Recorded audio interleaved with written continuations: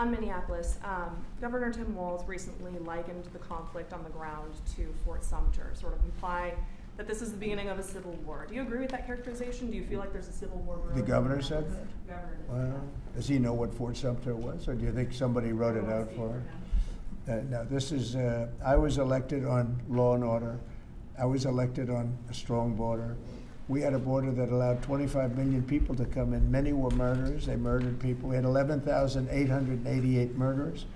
We had prisons, including Venezuela, but Venezuela opened its prisons. So did the Congo. The Congo in Africa opened its prisons and dumped people into our country. Many countries did that. I would have done that if I were leading a country. I would have dumped the prisoners into our country. We had open borders.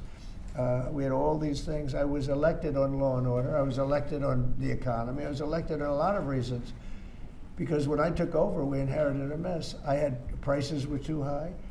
Inflation was the highest it was in 48 years. I say ever, but the media always corrects me by saying it's only 48 years. I think 48 years almost sounds worse.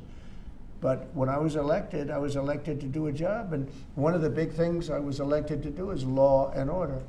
We now have the lowest crime rate in the history of our country. We have the lowest murder rate in the history of our country. We have Washington, D.C., which was a dangerous place to walk, is now a totally safe city. You can walk with your husband or your wife. You can walk with your children right down the middle of the city. Nothing's going to happen.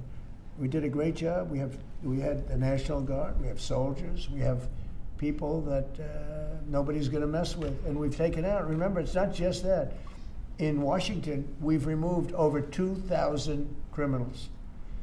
And if you look at the numbers, a very small percentage of your population, 2%, 3% of your population causes 90% of the crime. So when you move, it's amazing how that works. But the criminals go over and over and over again. So 2 to 3% of your population can cause over 90% of your crime. So it's not that complex. We moved 2,000 people out of Washington. We brought them back to their countries where they came from. They came through open borders by sleepy Joe Biden. And I will tell you, Washington is safe.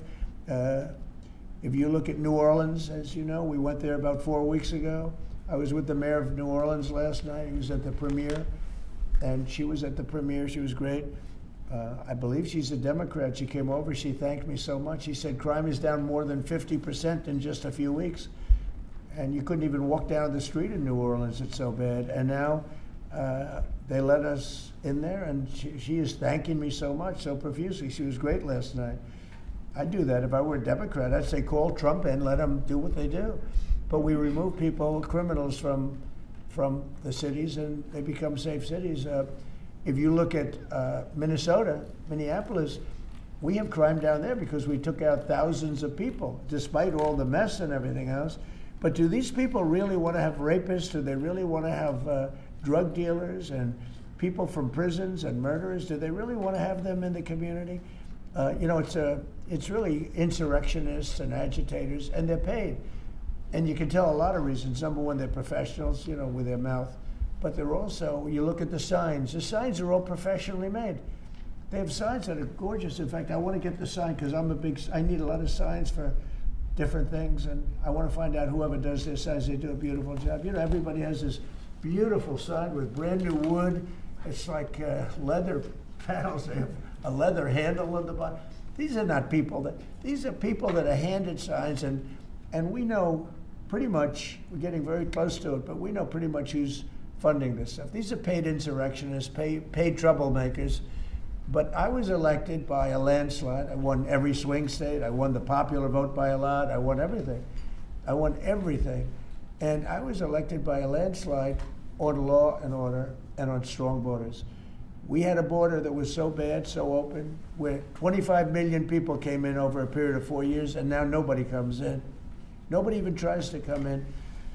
And I can only say, I think, we'll say it very plainly, elections have consequences.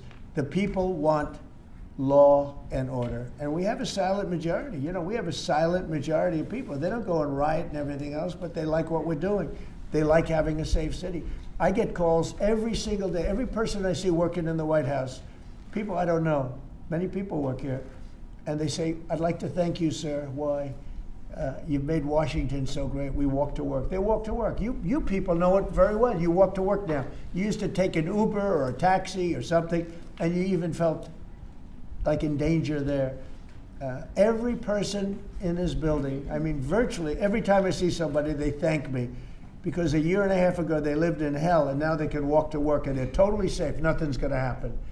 And if anything did happen, the person that did it would be living in hell for a long period of time.